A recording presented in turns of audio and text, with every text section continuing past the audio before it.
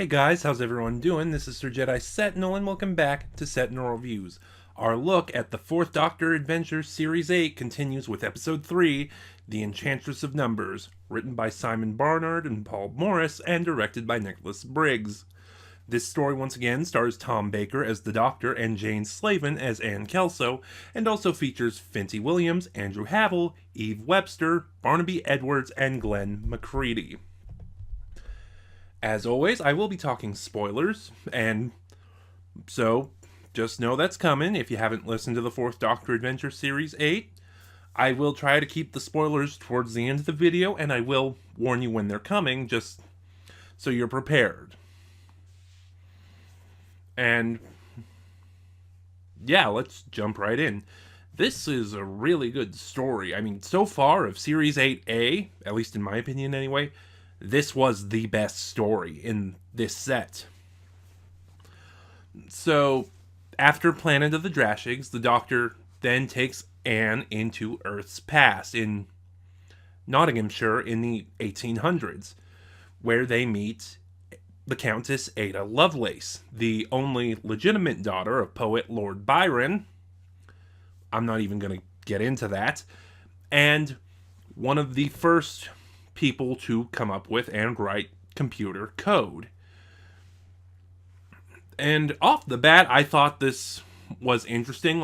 After listening to this story, I looked up Ada Lovelace a little bit, and she is sort of a fascinating character. She helped, I think his name was Charles Babbage. Really, he came up for a plan for something called an analytical machine, which really that plan, from what I understand, he never really built it or realized it, besides the outside of the initial planning, would have been one of the world's first computers. And her formulas make Ada one of the world's first programmers. So right off the bat, with a character like that and sort of the premise, which I'll kind of get into a little more as we go on, this story was set up to be really interesting. And I think for the most part, it pays off. There are some issues here or there, but like I said, I do feel this is the strongest story of the set, even though, again, it sort of drops the overall series arc from its plot, which wasn't really a fan of, but yeah, it is what it is. I'm trying to think. This story, along with the Sinestron kill, really shows off the chemistry Tom Baker and Jane Slavin have. Their scenes together are great. They know how to play off each other to the best effect. And I also really think this story shows off more of Anne's abilities. It shows off her work as a police officer, as a detective. There is one thing about Anne in this story, and I will circle around and get back into that. Also, Tom's scenes with Finty Williams, who plays Ada, are really good. Aside from Ada, most of the side characters are one note again, but they play them to the best of their abilities. Like, there's Ada's husband, who you can tell really loves his wife and wants to support her. He's just extremely concerned for her well-being, and the decisions he makes, they never come across in bad taste. They never come across as too mean or cruel. They come across as not the best decision, but very understanding why he would come to a decision like this. And I like that. I don't remember exactly what it was. I think it said she was a scullery maid. I don't know.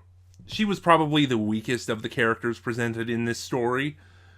And yeah, thinking back on it, she's not really all that memorable. The butler was great. I especially listening to the making of feature after the story, I didn't even realize that was Barnaby Edwards. That was a great, fun performance, and it was really enjoyable. So yeah, mostly the characters were strong. The plot was good. It opens up, how to put this? It opens up, and the dialogue suggests that at this point, the Doctor and Anne have been traveling for some time, which I think I might take issue with, but I'm not quite sure about that. However, as we get into the story more and more, we find out that that dialogue says this is continuing an adventure they were on earlier, because they went to see another historical figure whose name is escaping me right now, and when they got there, he and his entire house were missing. And as they traveled on, they kept finding more locales and people were missing, which ultimately led them here to Ada. Ultimately, I'm not sure where I really want to go. There's 2 points I'm thinking about, and I'm trying to figure out which one I want to go. Ultimately, there's some timey-wimey stuff involved that I'll get into, kind of. And yeah, that does lead into my biggest issue with this story. The second half is kind of a mess. Like, when I did the Antimatter, the first story of Series 2, I talked about how the story felt really rushed, how they felt like there was so much going on and they had to push it really fast to get to the end. And I commented on it felt like that they didn't know how to write a story for an hour-long format. And then listening to Series 6 and listening to the first 2 stories of... because I put Series 6 on hold when Series 8 came out. Listening to these Series 6 and these first 2 stories, it felt like they got really better at telling a story in just an hour.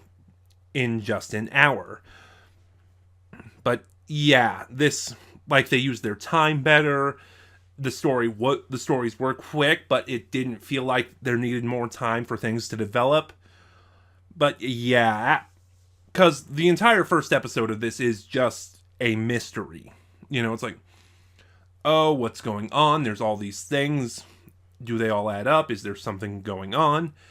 And then, like I said, part 2 completely jumps the gun, and it just moves so fast. Like, oh, we spent too much time setting everything up. We don't have the time to do all the payoff. And it really shows. Like, one of the plot points, and here it is, spoilers, last chance, is that Ada has been seeing a ghost of her father, Lord Byron, and he sort of starts hypnotizing her to repeat these numeric sequences. And we learn that, how to put this, in I think it was the 77th century, in the far future, there will be a war against machines, and humanity won, and so basically the machines sent back this sort of sentient computer virus to try and infect the groundwork for excuse me, the machines sent back this sentient computer virus to infect the groundwork for the first computers, so that by the time the war on the machines broke out, the machines would have an obvious advantage. However, humanity fought back. Every time this virus code starts being recited, this sentient antivirus program shows up in the form of medieval plague doctors, which was just disappointing. It wasn't bad, it was just disappointing because it really went nowhere.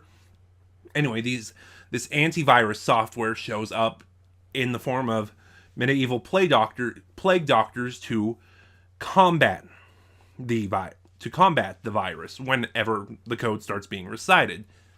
Hence, everyone and everywhere that went missing. And that leads me into my problem with Anne, because, again, here's the thing. I don't know much about science, admittedly. I like science fiction, but, in school, English and social studies, that were my strongest subjects. Math and science were not. So, especially subjects relating to math and science, I wasn't particularly fond of, especially when it comes to science and math history. So, yeah, that's why I didn't know a lot about Ada Lovelace. Anyway, but no, as I was saying, I don't know much about computer science. I don't know how far computers came along in the 70s, because Anne is from 1978, but some of the dialogue she says, it feels like Anne has a grasp on computers that should not have come about by 1978. It feels like her understanding of technology is from the 20th century or the 21st century. And in hindsight, that is one of my issues with the Sinestron kill, is that it doesn't really go out of its way to remind you it's 1978. So you often have to remind yourself. But overall, as I said, The Enchantress of Numbers is a great story. It is my favorite story of Series 8A, and I'll probably reevaluate when Series 8B comes out. Really good writing, minus a few areas.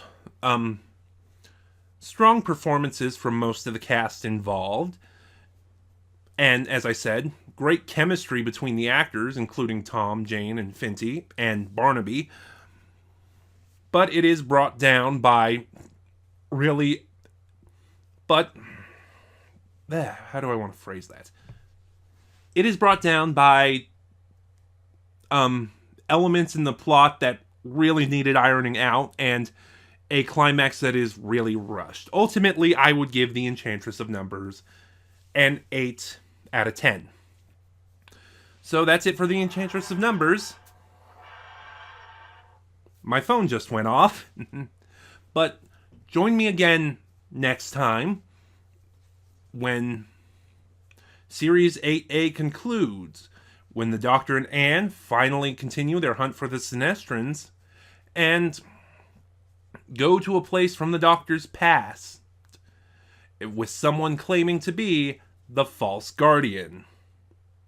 Not one of my better teases for the next story, but it is what it is. Did you like what you saw? Like, comment, subscribe. Click the bell in the corner next to subscribe to get notifications when I upload, because subscribe doesn't do that anymore. In the description box below, you will find the link to my Twitter, where you can follow me and the channel. This is Sir Jedi Sentinel, and I'll see you guys next time.